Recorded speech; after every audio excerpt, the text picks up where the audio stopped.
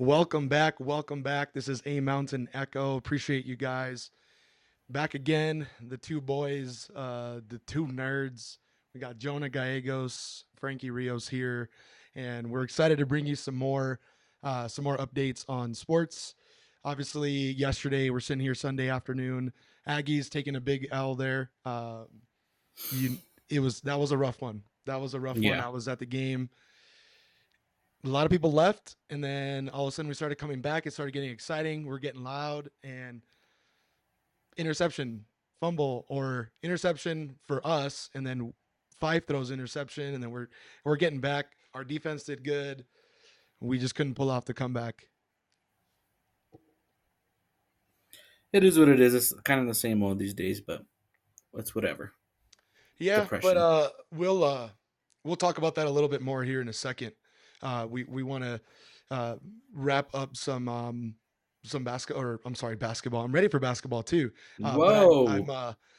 excited for the high school sports that are wrapping up. Soccer just ended. We got a state champion there. Nobody from our neck of the woods, so we're gonna hop into volleyball. We have some exciting games going on. There was an exciting game on Saturday, Jonah. I know you couldn't make it. You were busy with family, but the highlight here, obviously, Cruces being state champions. All respect to them.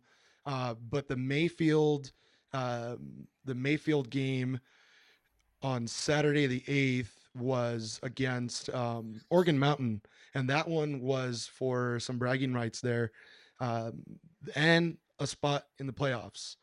And it was super close there. Mayfield falling 2 sets to 3, but here's your district wrap up in our area, and where the seedings look like. What pops out to you here, Jonah?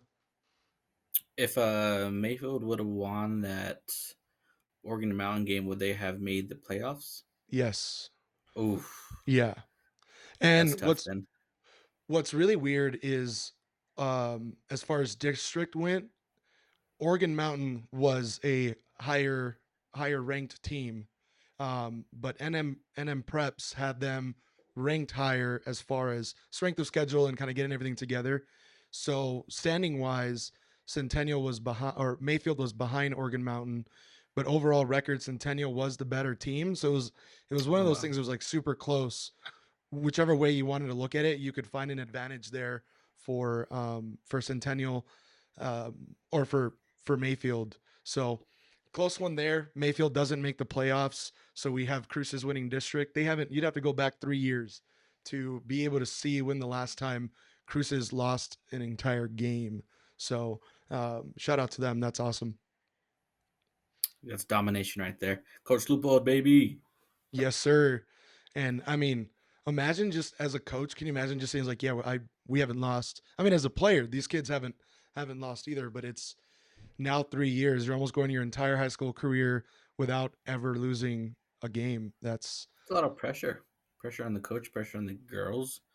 I don't even know what to tell. Like, what would you tell your players? Like to, like maybe he addresses it pretty regularly, so it's not so much pressure. yeah. But he does a good job with it because they keep winning. So, and the girls do a good job of it. I mean, he can only do so much as a coach. So that's pretty good discipline on the girls' part. So Yeah, I can't. I don't even know how you address it um without really make this here. I don't know how you address it without jinxing them as well, right? Because you're having a conversation about, we're the best team in the state. We know we're the best team in the state, and let's just go out there and perform. You almost don't even want to address the elephant in the room and say, "Hey, we haven't lost a game in 3 years," right? So, yeah, I think you just kind of keep pushing there. Um, but good luck to Las Cruces High as they continue to repeat there for state championship. Oregon Mountain three is P making it. baby, let's Yes, go. sir. Yes, sir. So we have number 10 in Oregon Mountain and number 11 for Centennial High School. So three teams from our district that are going to the state tournament. And so we'll have some more information on when the brackets are out. I was trying to look for it here before we got started. So we'll have some more information coming up soon on that. We'll post it on social media. Sounds good. And then now let's rock and roll into some state football. It was the first round. It was pretty quiet for some of the main talking guys the main talking points that we have. Cruces, Centennial, but we did have Mayfield playing this week. We had Carlsbad, who we talk about, last episode, just conversations that Trey's having over at All Sports Best with the Yeah. coaches. No surprise on that. On that. On that. What's the word? Uh, uh, Not they were underdogs. Oh my gosh, why am I spacing out? There you go. There you They go. were I was like, I don't know. underdogs, and they were able to handle that. So 13 against Rio Rancho. I was doing some tailgating with the Cruces High football coaches, and they had their eyes on it. They were getting text message updates on it. They were really excited to see that, and just kind of paying attention to what's happening around the state. Mayfield going down. They were the 9 seed, losing to the 8 seed. And then Deming here in the Dirty South lost to Goddard 35-14. And then we had Gadsden, that Mercy ruled Capital there as the 6th seed. So um, what you got, Jonah, for us as far as diving deeper into some of these guys and what they performed like?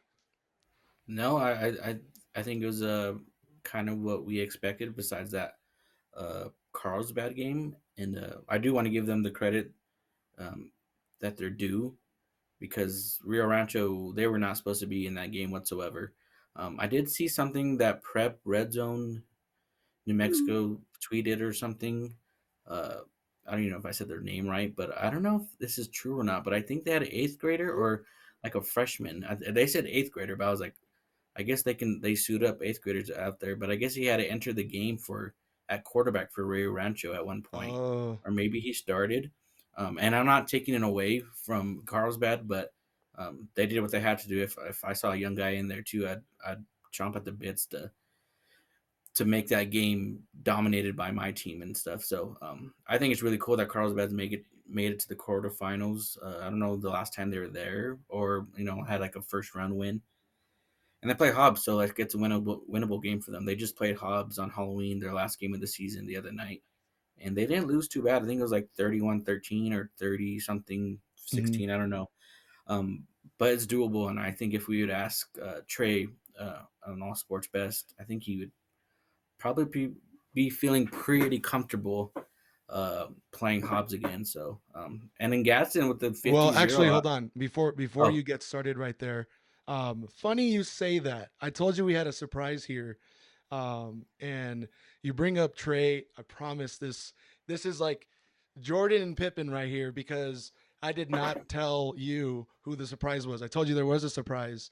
Um, but we have a guest for the first time. We're gonna bring in somebody. We're doing this remotely, so this is really cool. But this is one of the advantages that we have on some of the tools that we're using to better bring content. And so the guy that I want to bring on has been doing this forever.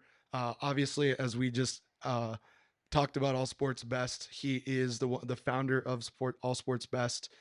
Been following him forever. And I think a lot of times when we're doing some of the content that we're doing, we are paying attention to Trey. He is the man. He's very creative, and he's been doing some really really awesome things with uh, the city of Carlsbad, the high school, and the surrounding areas as well. So I want to bring in, as we're talking about Carlsbad and this upset, I want to bring in Trey here. So what is happening, Trey? Can you hear us okay? Oh, I'm going to pause this here. Technical difficulties there, but we have Trey, the man in the building. What's up, Trey? What's going on? Thank you guys for having me. Of course. It you was didn't tell me what was going on, so uh, Thank we're excited to have you for sure. I see all your content. I'm like, dude, this guy's just pumping out content. It's solid stuff too. So yeah, shout out to you for doing all that. you. Appreciate you Yeah. guys checking it out. Yeah, no, it's we're always paying attention. And I was gonna wait a second to introduce you, and then Jonah brings you up, and I'm like, all right, let's just go. But You're no. you're you're one of my sources for Carlsbad for sure. Oh, heck yeah. Um, well, you guys pulled it off. It's an upset, but not for you guys. It seemed pretty confident there. And Wanted to bring you up mainly because of what you did behind the scenes and providing some more content and different ways to see the game, which is really cool. We'll talk about that in a second. But tell us about the game. What was it that put you guys across Rio Rancho?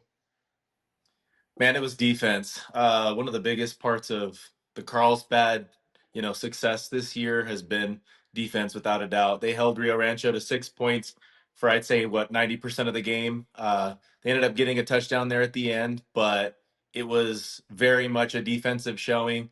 Special teams has been very special for us as well. We've got quite a few onside kick recoveries and some trick plays that we've seen with punts and stuff like that have been good. So I think it's a mixture of those two things. And then, of course, offense came to play, putting up 35. So it was really a full team effort. Defense was the star of the show. And no warming up, which is insane to me to see. Right. Yeah, no, I mean, I was asked by multiple people, make sure you ask coach on the podcast. And I did. And yeah, it's one of the more interesting things that he does with his team, but we talked about it on one of the recent podcasts, and no soft tissue injuries this year. So, I mean, Wow. there's some proof there. I mean, you're talking about, ligaments that really matter, and it's very common on a turf field. And this year they've done a really good job of keeping guys healthy. Yeah, take Maybe the that, NFL Frankie. needs to take some notes because just all the injuries that are happening over there is just rough to see that, just as far as a product as well. As like, you want to see those guys fantasy football, you're just losing them. But what was really Mhm. cool and what I wanted to make sure we brought up, I'm gonna have to edit it on the graphic that I make, at least once I put it on social media. But you did something really cool, which was almost like a simulcast without actually showing the game. So it was almost like an audio radio type situation. Is this your first time doing that? This is the first time, I believe, doing it for football. We've done it for baseball. We've done it um, for basketball for sure. We did it last year. The Cave Girls went deep into the playoffs for basketball, and we were able to cover that. But as you guys know, NFHS owns the rights to the videos in the state playoffs, so we don't have an opportunity to do that, unfortunately. My angle at it is that a lot of people back home want to support, but they don't want to have to pay that fee. And I can't give them the video, but I can try and do my best to paint a picture. And we do it on radio anyway, so figured it's the easiest way to deliver that back to Carlsbad. That's really cool. Jonah and I have kind of been thinking of different ways to do that and use the platform that we have now. And so it was really neat when you announced it, and I was like, man, we got to check it out. So um, if you guys are interested, and I think you do need to take interest, Carlsbad is just an awesome squad there, and catch Trey. Not this time around, but maybe let's beat Hobbs. And then maybe for the next one, you guys can do another cast of that. So I'm gonna have to fix the edit or the graphic right now. You won't be doing it for this game against Hobbs, but we'll see what it comes up for the next time. But a big shout out for you on All Sports Best. Obviously, you guys have way big. You just have so much more bandwidth, and a lot of people have been following you, just doing it for some time. But if anyone from Las Cruces that knows us that hasn't seen All Sports Best, this is the man to give you all the information. You do some pretty cool content there. So awesome, man. Jonah, any questions Thank you. before we let Trey get out of here? I do have a quick, maybe two questions. Sure. I saw someone tweet, I think it was Prep Red Zone or someone, and you might have heard this before, but did Rio Rancho have a younger quarterback or the backup quarterback in? They did. Okay. Yes, they did. I believe, if I remember right, Crew Victor was the name of the athlete, eighth grader, starting at quarterback for Okay. Rio Rancho. Obviously, a different look because I believe the week prior, from my understanding, their starting quarterback listed as a junior had gotten hurt. Okay. That quarterback did play in the game. He got a couple of reps at quarterback. He got most of his reps at wide receiver, but you could tell that he had some issues with what looked to be like a shoulder or some kind of arm issue. He came off the field a few times. So unfortunately for Rio Rancho, that was the case. But I think a lot of promise in this eighth grade starter from yesterday or from this weekend. Yeah, like I said, I'm not like trying to take away from the Carlsbad, but like, yeah, that's huge. Like, you got to keep people healthy. And like you said, like you guys, no ligaments injuries and whatnot. So that's huge at the end of the year. And then one more question. I guess you guys played Hobbs the last game of the season. Is that correct? Yes, yes, and it usually falls like that. It's a pretty good rivalry between us, Do you usually. think that'll be an advantage for you guys? I mean, kind of seeing them so like I guess a couple of weeks ago. I mean, you don't got to do too much. I mean, you got to prepare, but I guess do you think you guys have like an edge kind of from playing them so recently? I mean, it is nice to have that, fresh look. Hobbs is a really good football team. They're going to be coming at us with a lot of, with everything that they have. I think they're going to pack the stands. I think Carlsbad's going to travel well. It's an hour away, so it's going to be good. That game was 31-13. I think that Okay. Carlsbad left a lot on the table, and have, a potential of doing upset number two, which would be great. But I think Hobbs left a lot on the table as well. So I think we'll see the best version of both of those teams, and I think it should be one to tune in for sure.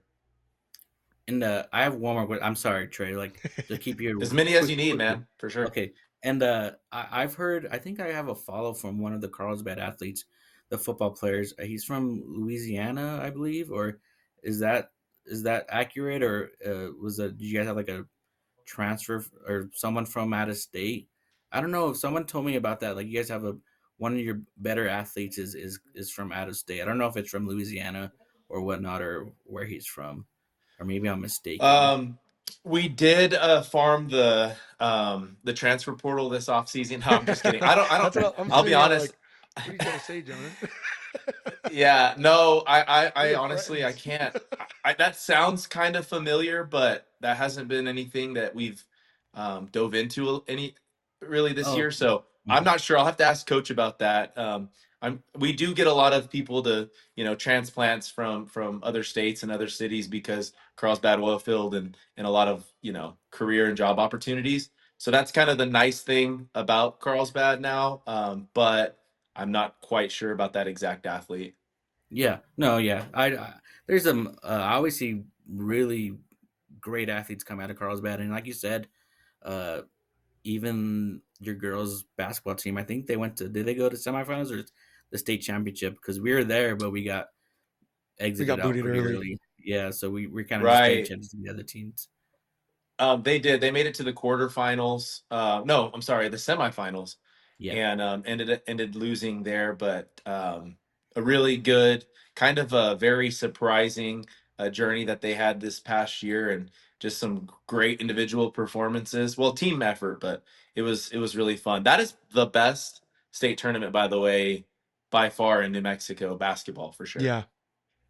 it's a crazy experience. I when Oregon Mountain went a couple years ago to the state championship, that was really cool to experience. I never really seen that many people as an athlete or like a coach or whatever. So yeah, it is really cool experience, and it's crazy that these young kids perform so well in that atmosphere. Like it's kind of a lot of pressure on a young man and young woman. So Oh, without a doubt. This year we had a podcast with an Artesia athlete, and his name's Jack Byers, and he played four different varsity sports last year, and he's playing them this year again. And I was just like, "What's the pit like? What's it?" Because they won state last year for Artesia in the 4A division, and he was like, "It's bright. The lights are just beaming down on you," and that's like something we don't think about. I'm just thinking I'm nervous. There's people watching my every move. He was like, a lot of lights. And I was just thinking that's an interesting thing to pick out. But, when you're on the court, you notice things that are, the most glaring. So, I wonder if that makes him hotter too. You almost feel the pressure of like it's warmer, and it's just brighter. Yeah, I can't yeah. imagine that. I suck at basketball, so I can't imagine doing that in that setting. So, but I think I watched that podcast actually, yeah. and I think he's a receiver, that the guy you had on, right? He is. Yeah, I watched him at Gadsden when I just went to that game just to kind of see, and he's a big kid. He was just dominating He them. is.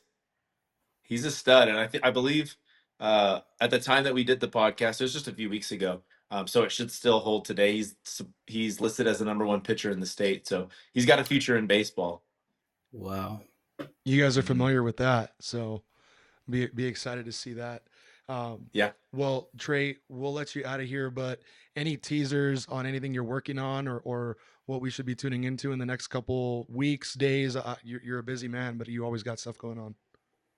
Yeah, this week we've got Cave Girl soccer players. They came on. They were fun to have on, so they were a good time, and they've got some cool stories with what happened throughout their careers. But also, while I went up to Rio Rancho, I had a chance to stop at ABA, which is the big, Albuquerque Baseball Academy, right?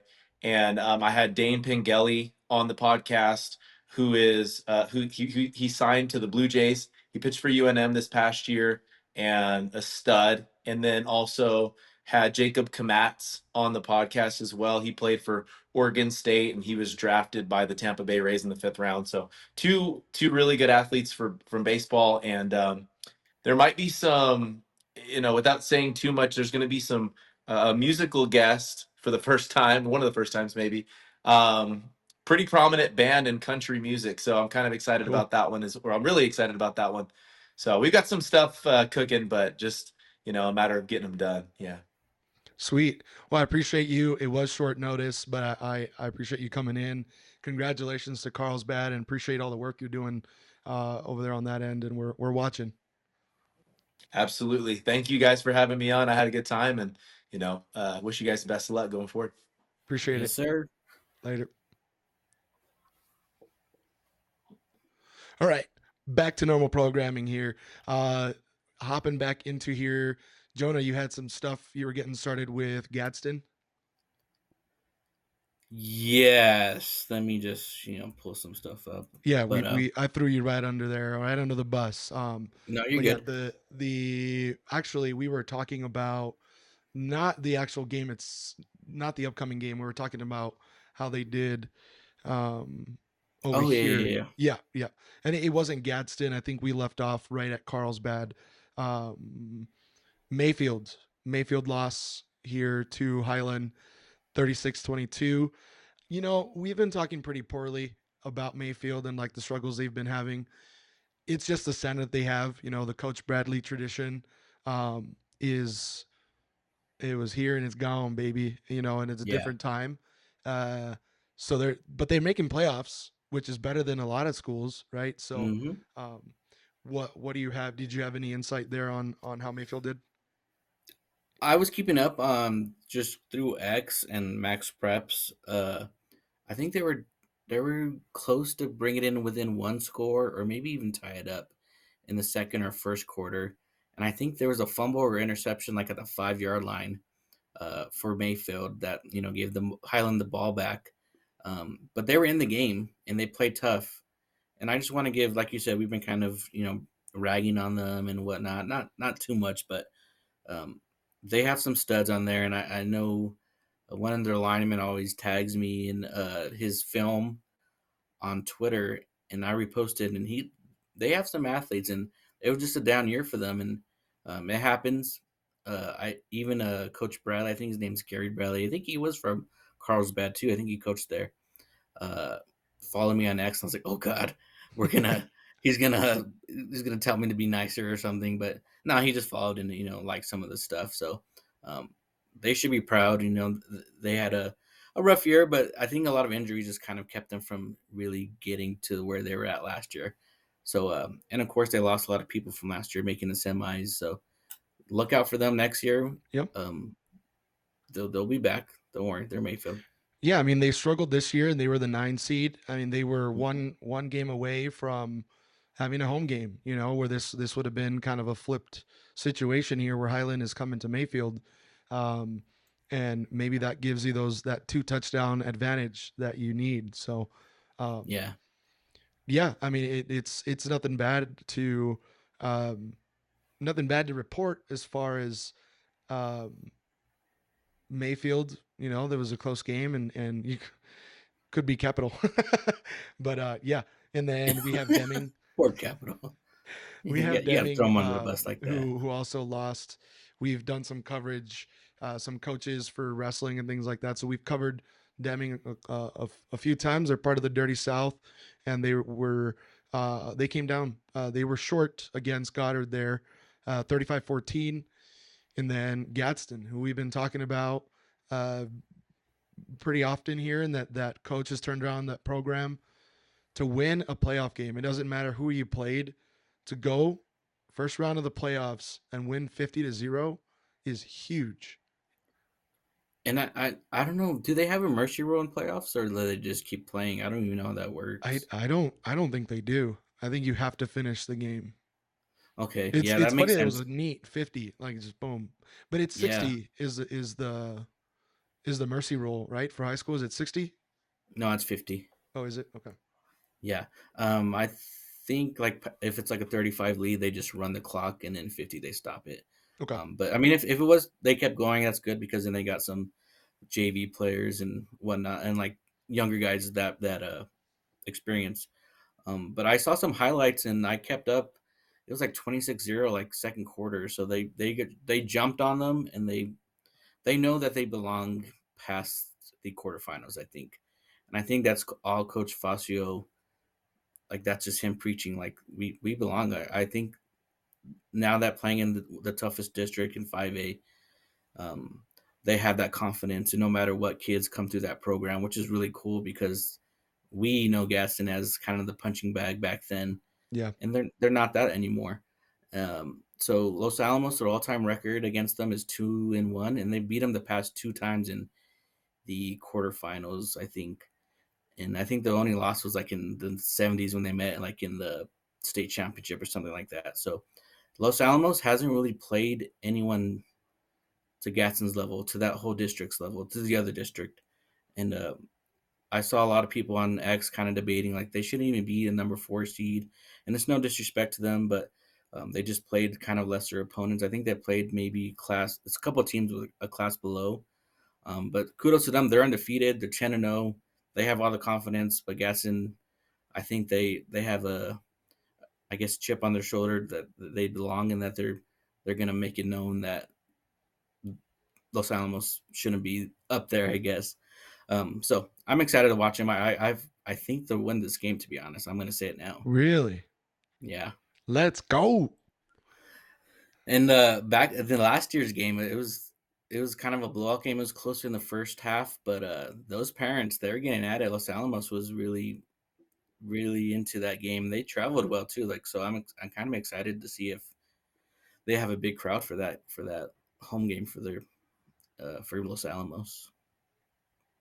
Yeah, that'll be interesting to see.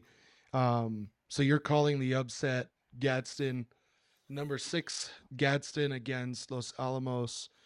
You have Gadsden winning that one, huh? Yep, I'm sticking to it.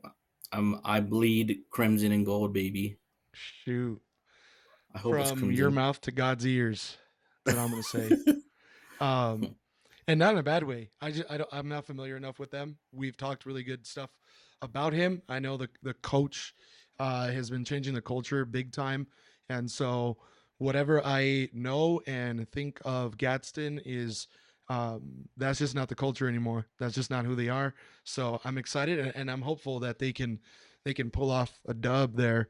Um, we have let's go back a little bit here. Looking forward to these games. Cruces versus Los Lunas.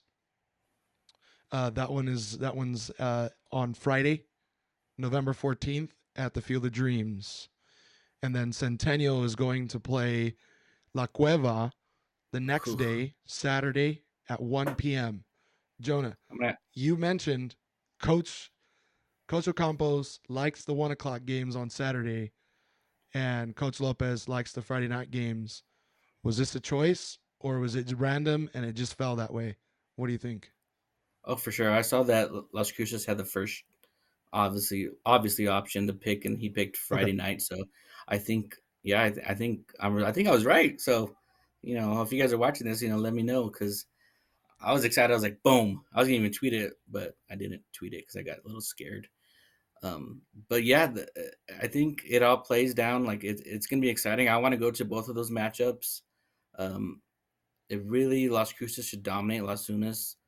But Centennial and La Cueva, that's gonna be I think a shootout game.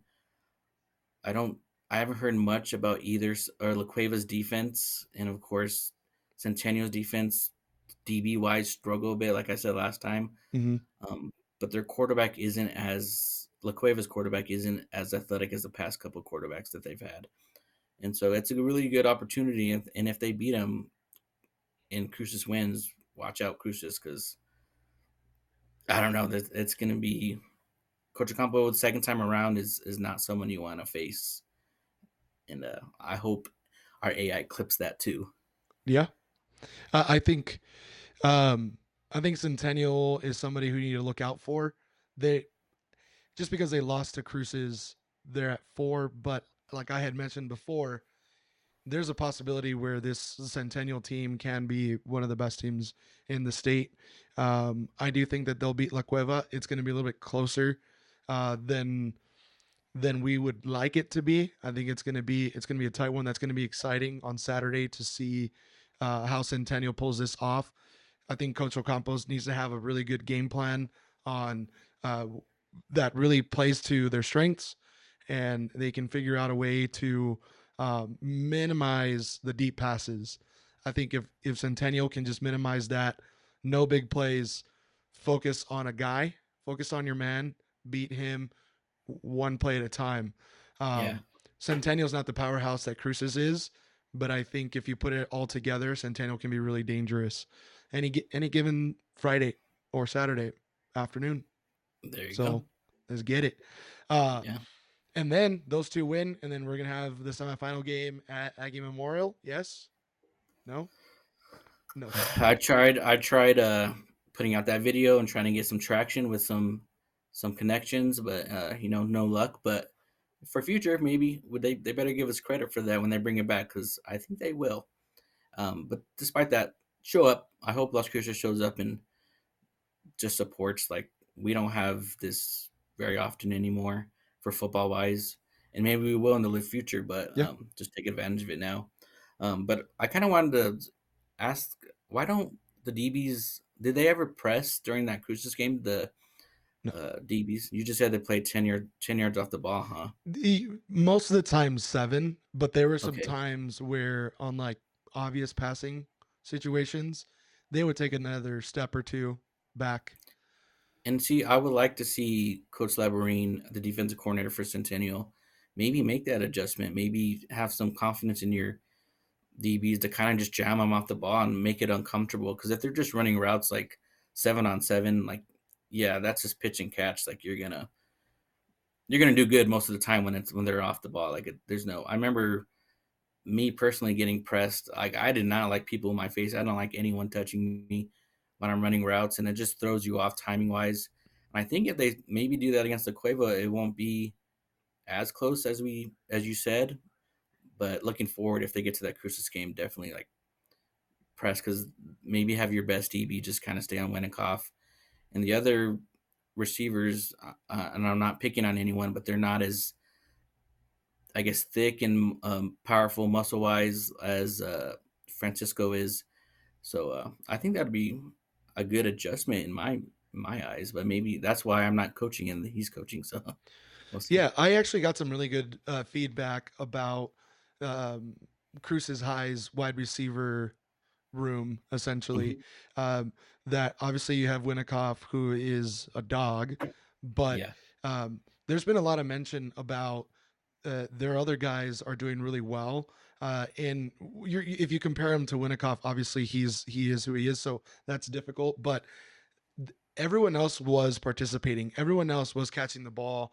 There wasn't any bad drops. There was, a couple here and there, but um, just to have a little bit more of a devil's advocate to what you said, I think the entire wide receiver squad for Cruces is putting up a lot of really good efficiency. That was a conversation I had with one of the coaches from Cruces. So um, but I did mention, like you said, we're talking highly about Centennial, and I think a hmm lot of that was the question that I was asked was, "Hey, what did you think about the Cruces Centennial game?" And I thought it was very Cruces was a bit flat, and I told the coach that, and he kind of gave me like a weird look, like, "What do you mean?"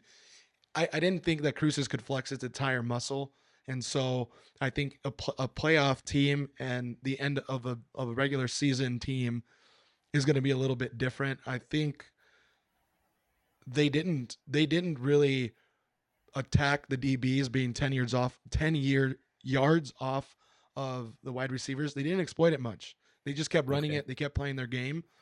I think if the game would have gotten closer, Cruces would have just scored faster. Like it just Yeah. felt like they're gonna explode any moment now. And because they weren't, like, oh, they're just working on stuff.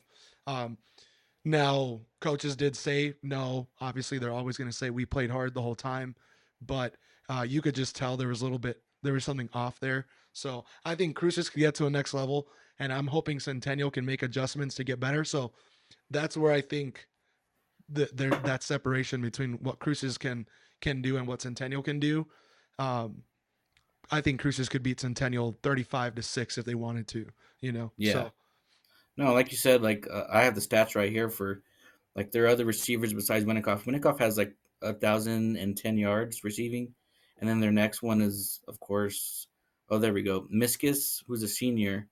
He has 508, and then they go to Barunda, who's a senior but for on that, yep. 225, and then Amato for 359. So like you said, and Lopez even has 165 yards, who's a tight end. So, like you said, they do have a lot of weapons, and they did spread it out pretty good. Like we said, they can't just go to their other two playmakers. Guardiola spread the ball around. So we'll see. Maybe they hear us or they listen to you what you said the other day, and they're like, hey guys, like, we gotta spread it out a little more, or they can't handle all of us. So we'll see. Which is exactly what happens is just they're beating you with just playing. They're playing with their food, essentially, is how I described it. Mhm. So Yeah. it meant no disrespect to Cruces. I think they're really good, but that's also just to the expectation we have for them is that I think they could play better. They won easily, I thought. Um, and there was another level to them, and so that's a compliment to what Coach Lopez has done with the program, and it's a compliment to all the athletes that yes, you won, you did great, congratulations. But I've seen it better, and I think they can get better, and I think they will get better throughout the playoffs. So And that's um, where we talked about yeah, that DNA. Like the Cruise teams in the past, like they did kind of play with their food in the like district and what in the regular season, and then playoff time, like they're putting up like 70 points. Like I think my class or your class with Benegas and all of them, like beat Clovis like the first round, like 70-13 or something like that. So yeah, like maybe they were kind of watering down their play calling or just weren't as amped up. But playoff times come, like you're fighting for your high school life or whatnot. So yeah. it's gonna be different for I sure. was corrected. They did play hard because I did mention that. It was just things were off, and that Yeah. happens. They're like, nope, we didn't hold back on our play calling. We didn't hold back. That's they were Okay. playing hard. It's just hard to be on always, and that's all it is. Yeah. So yeah. Let's hear Chaparral. You've mentioned Chaparral a couple times. They had a bye, so they're playing Moriarty uh, in Chaparral. So that one will be an interesting one. And then Mesilla Valley, that we don't really talk much about. We mentioned them that they were in the playoff, the 8-man football, and they're playing number one Fort Sumner in Fort Sumner. So that one is going to be an interesting one to see there.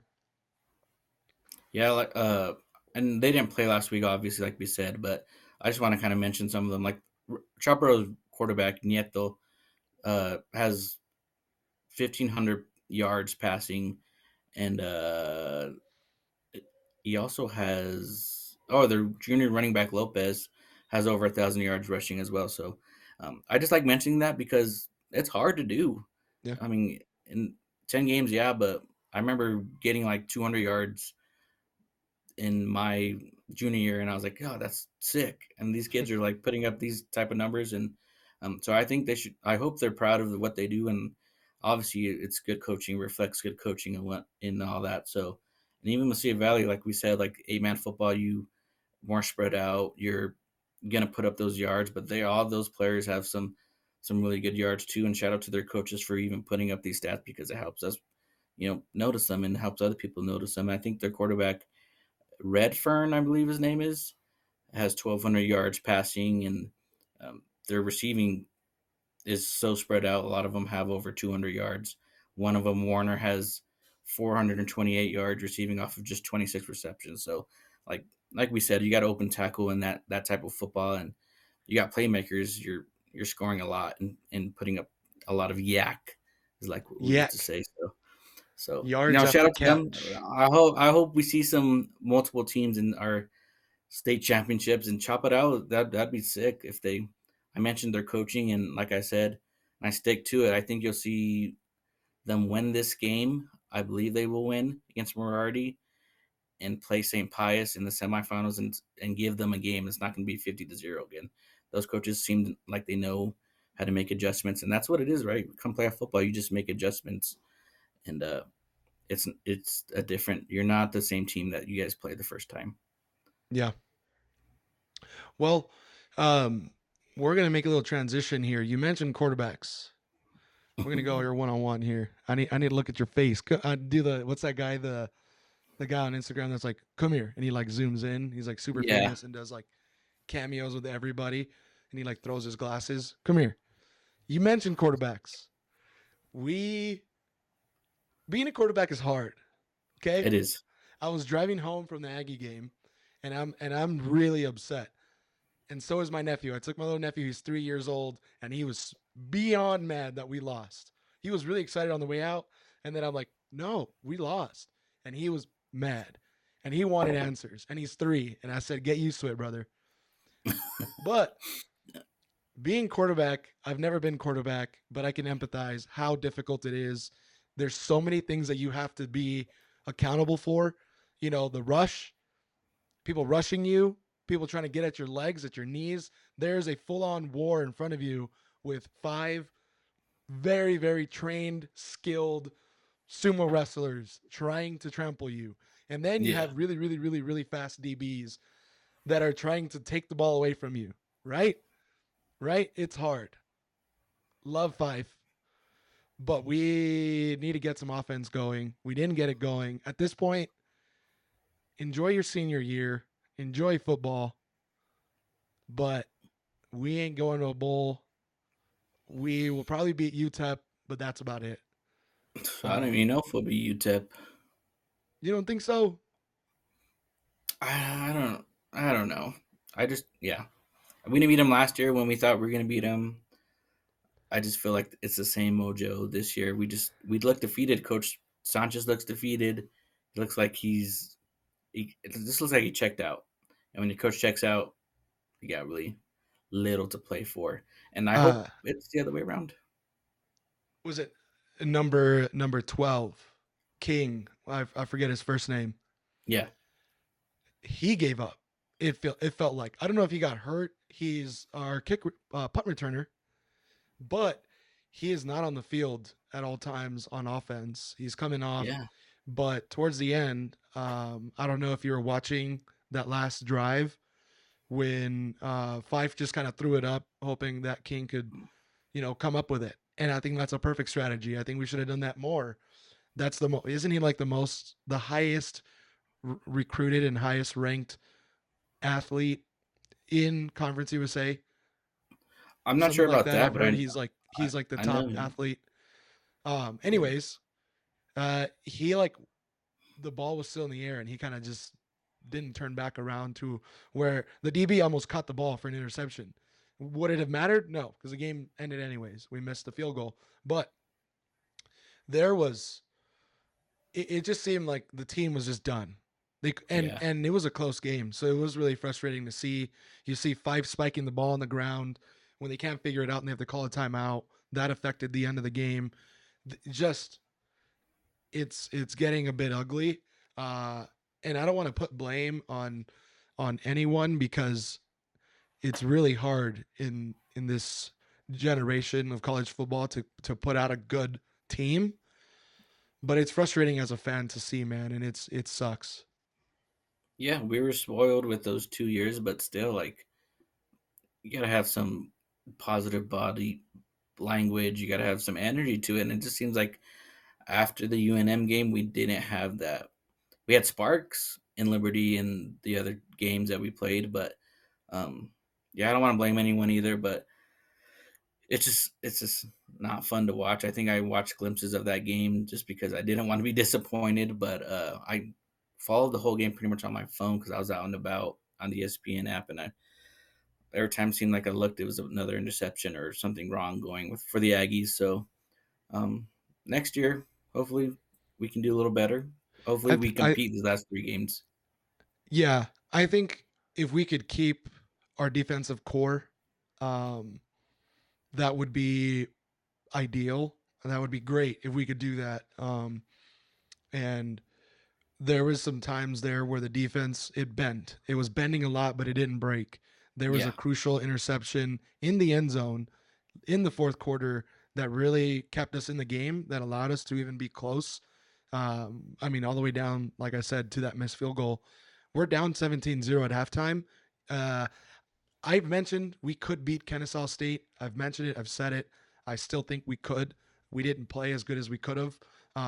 But man, the defense kept us in the game. It did really well. Even after Fife threw an interception, we went back and got the ball back for him again. And yeah. so the defense just kept keeping us in the game. And we have to be able, we should have just ran it when it was first down and we're at the 35-yard line. Why Run don't it we and get run the 5 or 6 ball? more yards and kick a field goal. Yeah, we talked about this the other night. Why don't we run the ball more? And to kind of go off what you said, like I think their defensive coordinator, he came from Sam Houston. I want to say his name is Joe Morris, but I'm not sure. But yeah, I hope we keep him and just kind of the heart of that defense somehow keep some of these guys on the defensive side because our DBs are playmakers, our defensive linemen are big boys who do the dirty work, and our linebackers I would say is kind of the low point, but they're still good. We lost our starting linebacker, Tyler Martinez, I think the UNM game or so, and it just hasn't been the same since. But they still do their part in making plays. But offense, yeah, maybe it's time for a change. Of obviously Fife is leaving next year, but maybe even with the OC and I don't know how that works with like buyouts and all that, but hopefully they look at themselves in the mirror and really make you know it's a business, and if we got to Yeah. get rid of someone, we got to get rid of someone. Yeah, it'll be interesting to see the changes that Fields makes as he comes in and he's, seeing what the culture's like, what he wants to build. Obviously, he's going to want to make changes. If you're going to fall, if you're going to sink with a ship, it better be with the ship you built, So he's going to want to Hmm. build. He's going to want to build something that he can put his name on. So there's going to be some changes for sure. Uh, and we had our first basketball game too. The Aggies played. Men and women played the same day. Was it last Wednesday? We played. Gosh, Adam now I'm State. forgetting the Adam State. Is that what Yeah, you said? Yeah, Adam State. The men's played Adam State. That game started getting a little uncomfortable. We played really well.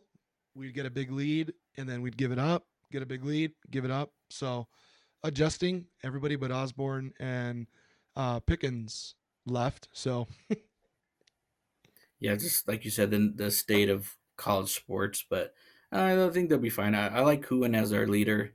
I think there's a little more culture there than football and what and all that. So um, I'm confident in them.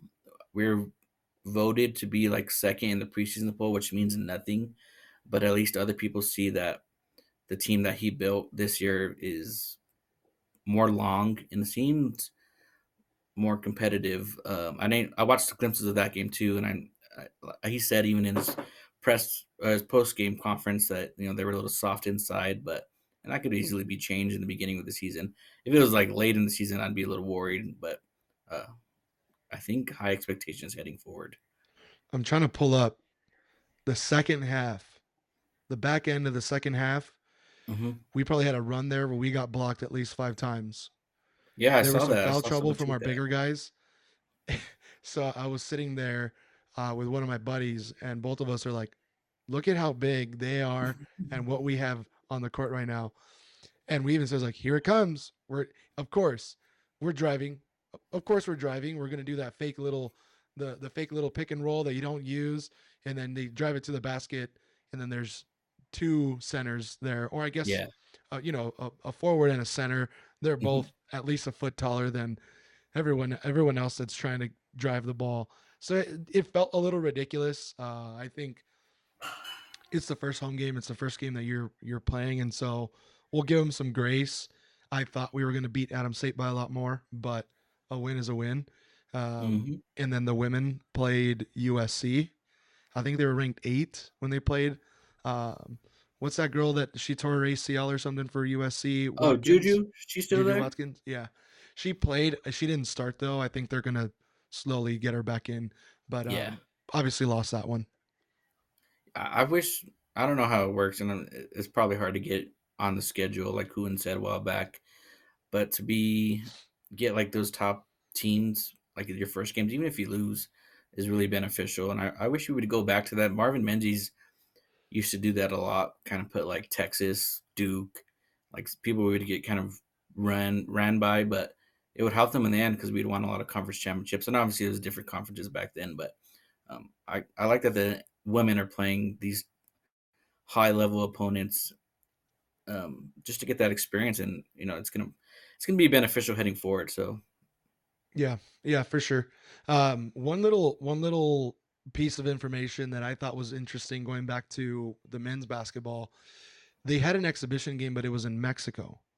yeah, Uh, and so if you say, "Oh, well, they've already played a game," not all of the players could go. Some of them are not from the U.S., obviously, yeah, and it wasn't an official game, so they can't travel with a student visa. So they yeah, didn't have the full squad for the exhibition match in Mexico. yeah, and no So yeah, diss on the other players from Mexico or anything, but like different talent level for sure when you get back. different talent level, but I don't know in which way though, because I think internationally basketball. I mean, obviously not Mexico, but a lot of like these guys from Europe all over the place Yeah, that are coming and dominating the NBA. that's true. When was the last time we had like an NBA or an MVP, NBA MVP that was from the United States? I think it's been like 7 years at this point. It's either Oh like wow. Djokovic or not Joker, yeah, Djokovic. Yeah, and Uh, then even last year's was I think he's from Canada, SGA. yep, I don't know. Yeah, mm, I think he was. yeah, yeah. So or Luca, I think Luca won it one year, right? And so all Mhm. these guys that are standing out at the highest level are not from the U.S. So college wise, who knows? And I don't know what Mexico's basketball scene is like, but I know a lot of guys that don't make it to the NBA for the Aggies. A lot of them end up playing in Mexico. So That's yeah, true. yeah, cool, man. That was a cool episode. We had Trey on. That was cool. Hopefully, y'all enjoyed that. Are we missing anything? We're good. Any last I got a little notes? sentimental thing to end with, if that's okay. Of course. Yeah, yeah. Yeah. So I know probably everyone knows about like the Dallas Cowboy player that passed away the other day, and I'm not going to get into that, but um, especially for high school athletes, there's a lot of pressure on them and coaches too. So yeah, just go out there and if you're not feeling well mentally or whatever it is, talk to someone. I think I've been there where those days feel like they're never going to end and you're in a dark place. And I'm sure Frankie has, and a lot of people have that experience, but a lot of people, especially men, don't talk about it. And so let's end that stigma. Let's talk it out. Um, if you ever want to reach out on my social media or stuff, like you could find us on there and reach out to us. We like to talk ball. We can get your mind off things and whatnot. So yeah, you're loved. Have a good week. Amen. Let's end it there. Amen. Yes, Y'all have sir. a good one. Take care. Be safe.